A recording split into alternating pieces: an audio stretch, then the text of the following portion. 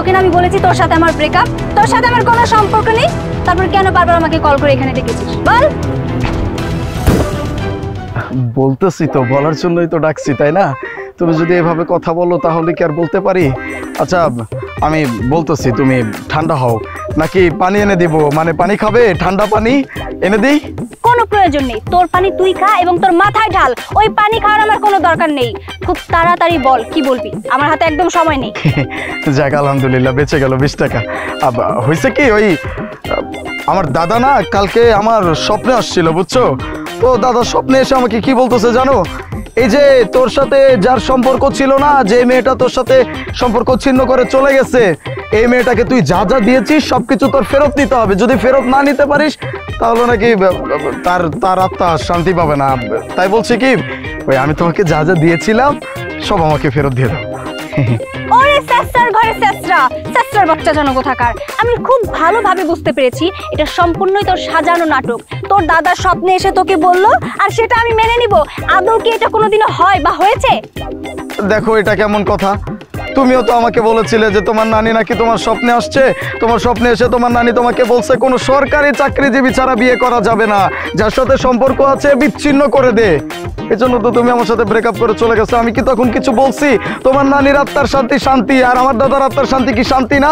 আমার দাদার আত্মার শান্তিও শান্তি। তুমি এত এত ঘুরিয়ে পেঁচিয়ে কথা বলো না তো। তোমাকে আমি যা যা দিছি তুমি আমাকে সেগুলো দিয়ে যাও। ওই যে এই আইফোন আইফোন আইফোন, এটা তো আমি কিনে দিছি, মানে তোমার 14 গোষ্ঠী তো কেউ কোনোদিন আইফোন চোখে দেখে নাই, তাই না?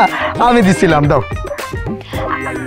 আরে কি অবস্থা, তুমি ভালোবেসে তোমার গার্লফ্রেন্ডকে একটা আইফোন গিফট করেছিলে, এখন ছ্যাঁচড়ার মতো সেই ফোনটা চেয়ে নিচ্ছ, বিষয়টা কেমন দেখা যায় না?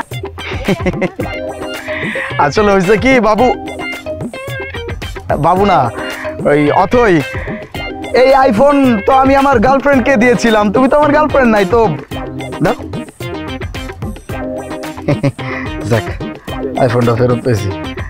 বাবু টুকু, সরি মাই মিস্টেক, বাবু বলে ফেলছি। ওই যে অনেক দিনের অভ্যাস তো, তাই বলে ফেলছি। আসলে হয়েছে কি, এত তাড়াতাড়ি কোথায় চলে যাচ্ছে? ওই যে তোমার গলায় যে স্বর্ণের চেনটা আছে না, আমি দিছি, আমি ওই যে বাবার পকেট মেরে দিছিলাম তোমাকে। তোমার 14 গোষ্ঠী কেন, 28টা গোষ্ঠীতেও তো কেউ কোনোদিন স্বর্ণের চেন দেখে নাই, তাই না? আমি তো ঠিক বলছি, দাও। কি একটা অবস্থা বলো তো, দিয়েছিলে না হয় একটা চেন, কিন্তু এইভাবে তুমি এখন আমাকে চেন দিয়ে খোটা দিতে পারো না। দিয়েছো তো দিয়েছো, এটা নেওয়ার কোনো প্রয়োজন নেই, যেটা চেয়েছো আমি তো দিয়ে দিয়েছি, তাই না? না দিলে হয় না, দিতেই হবে।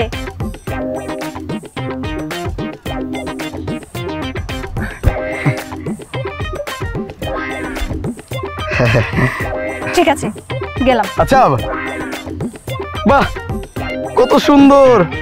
এই যে 5200 টাকা দিয়ে জুতাটা কিনে দিয়েছিলাম, ওই যে বড় শপিং মলে গিয়েছিলাম আমরা, তাই না? দিয়ে দাও। জুতোটা পরতে পরতে জুতোর জীবন শেষ, এই জুতো নিয়ে তুমি কি করবে? তোমার আরেকটা গার্লফ্রেন্ডকে গিফট করবে? যাকে ইচ্ছা তাকে দিব, দাও।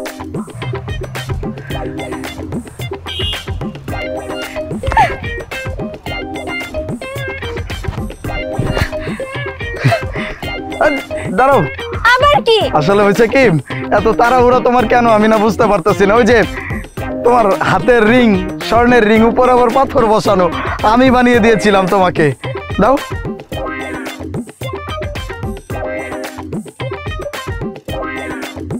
আরেকটা কথা, এই যে তুমি চলে যাচ্ছিলে, আমার হুট করে মনে পড়ছে এই যে জামাটা লাস্ট টাইম তোমাকে বড় শপিং মল থেকে কিনে দিয়েছিলাম, দাম যেন কত ছিল আমার না মনে নাই, দিয়ে যাও। কি মানে কি, ছোট লোক যেন কোথাকার, সব কিছু দিয়েছি, শেষমেশ আমার ড্রেসের দিকে তোর নজর পড়লো, আমি এই ভরা মজলিসে আমার ড্রেস খুলে দিব? ছোট লোক যেন কোথাকার, তোর মতো ছোট লোকের সাথে রিলেশন করাই আমার বোকামি হয়েছিল, ভুল হয়েছিল। বলছিলাম কি, এখন আমি ড্রেসটা খুলে দিতে পারবো না, বাসায় গিয়ে খুলে তারপর পাঠিয়ে দিব। আচ্ছা ঠিক আছে, আসলেই তো এত মানুষের মধ্যে কিভাবে খুলবে, তাই না? ঠিক আছে যাও যাও। আচ্ছা শোনো, ওই যে পার্সেল করে দিও, কেমন? আমার সাথে ব্রেকআপ করস না, ফকিনের চাপ হইছে না? যা